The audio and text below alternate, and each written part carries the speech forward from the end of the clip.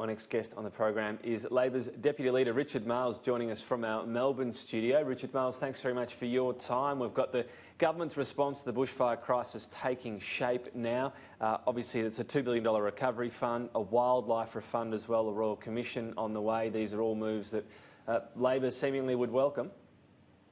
Sure, but it's taken the government a long time to act here, and we actually need to see the government taking a position of national leadership.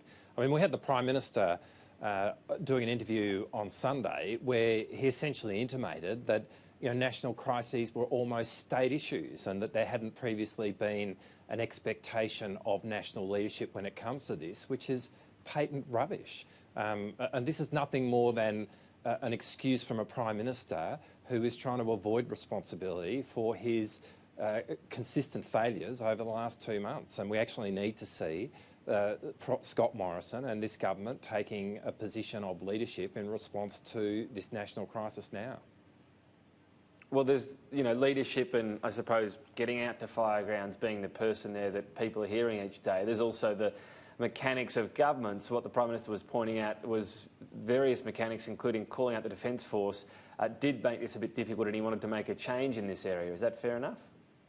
Well, well, firstly, we look to our Prime Minister for support, for empathy in a moment of national crisis like this. It's an important part of the job, of the role that he has to play, and he has obviously failed in that. I mean, walking around affected areas, forcing people to shake his hands is not the kind of empathy that I think that we would be expecting from our Prime Minister. But even in terms of the practical decisions that you've described, this is a Prime Minister and a government which has been very slow off the mark. And you can look at the role of the ADF. I mean, we were calling for a role for the ADF much earlier than this government acted. It is good that we've seen the call out of reservists. It is good that we are seeing the ADF now playing a role, and certainly we would applaud the exemplary work of all our men and women in uniform.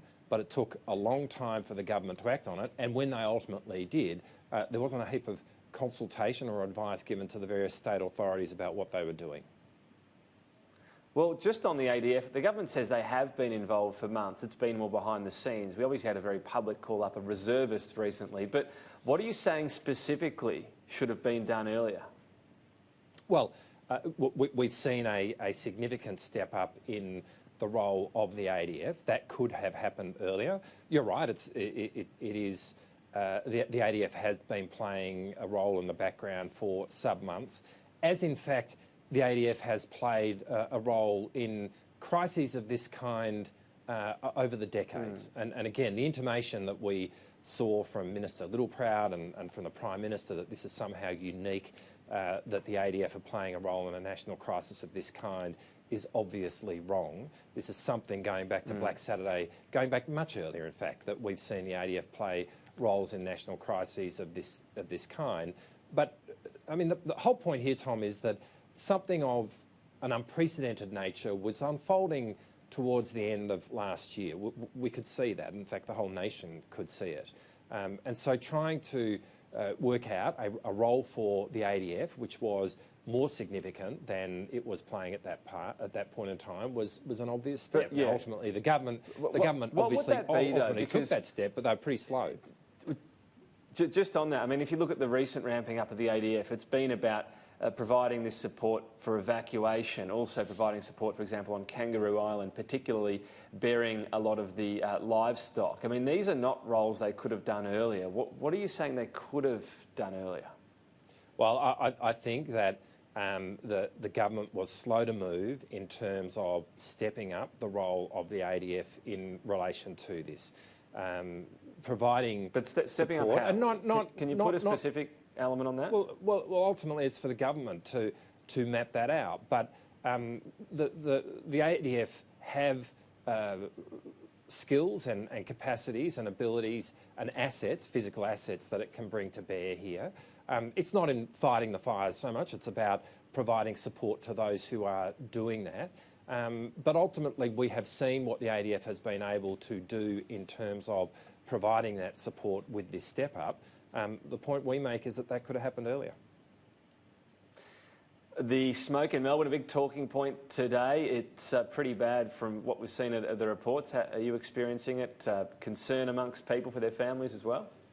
Yeah, I mean, we're getting a taste, I think, today, and we've had a couple of times in the last few weeks of what Sydney's been going through really for months now.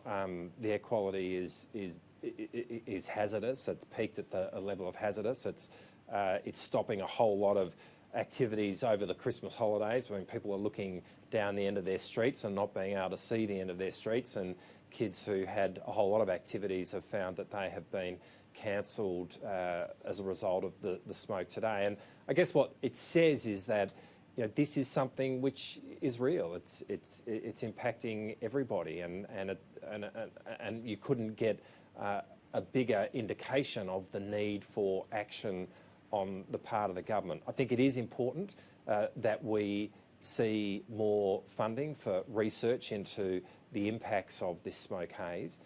It's really important that the government is engaging in public warnings, particularly to those who are most affected, the elderly, asthmatics. And we've also been calling for the government to work with state authorities to make sure that people get access to the respiratory specialists that they need at this time, because there is certainly a huge call on that expertise right now. Yeah, I can tell you it's been weeks in Canberra, very bad air quality, and quite a bit in Sydney too. So you're talking about a lot of Australia's east coast now. Just broadly, May, of course, was billed as a climate change action. Voters turned up and didn't seem too concerned. Do you think that's changed?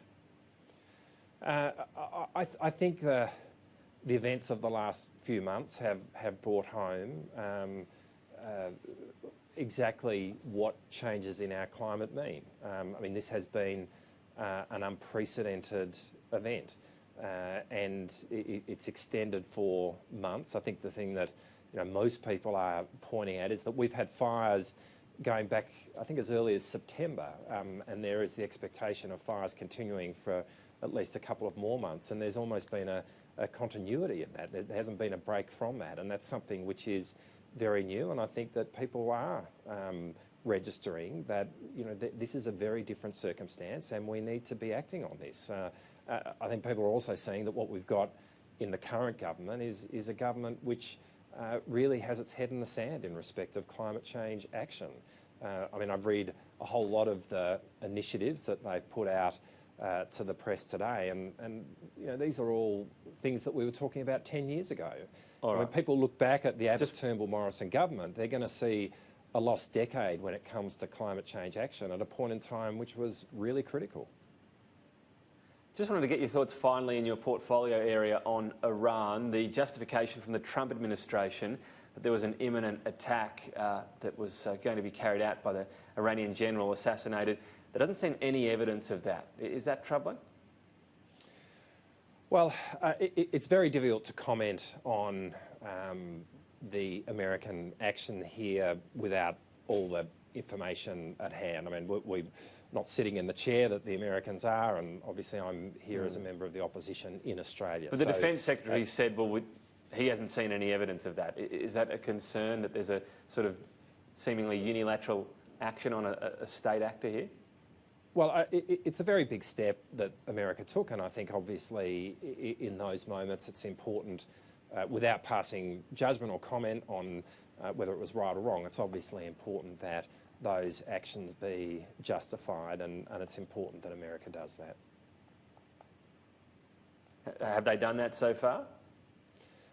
Well, again, I think it's important that America is out there explaining its actions. I'd leave it at that.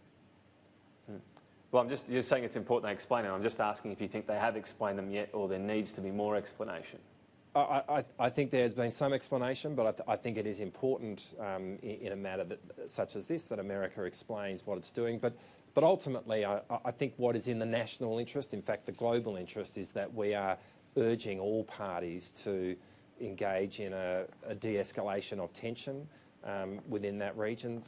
There has been a degree of that over the last few days, which is obviously welcome, and it's obviously welcome in the context of HMAS Toowoomba heading off to that part of the world right now. it is very important that we see a de-escalation of tensions, and I'd call on all parties to engage in that. Deputy Labor Leader Richard Marles, appreciate your time today. Thank you. Thanks, Tom.